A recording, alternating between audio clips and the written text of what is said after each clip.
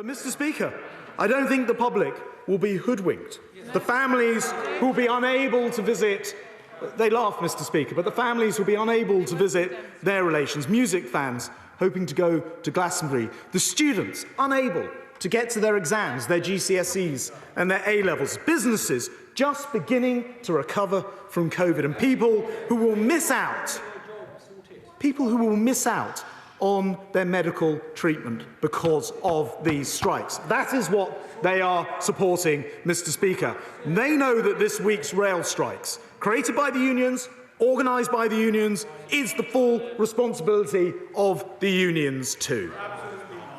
Of course, we're all doing our utmost to get the unions and the rail industry to agree a way forward and call off the strikes.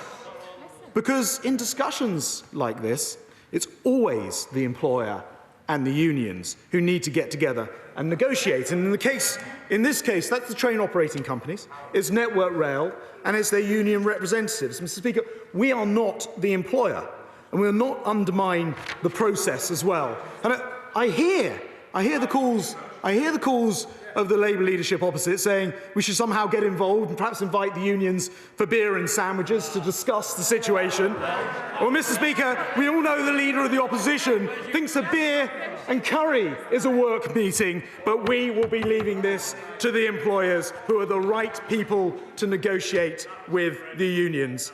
Indeed, the unions are in daily talks with the employers.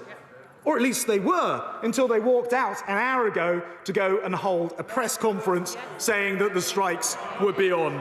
And, Mr. Speaker, we're doing everything we can, despite these strikes, to minimise the disruption throughout the entire network. We're working with the Civil Contingency Secretariat, the government's emergency planning team, to keep critical supply chains open wherever possible.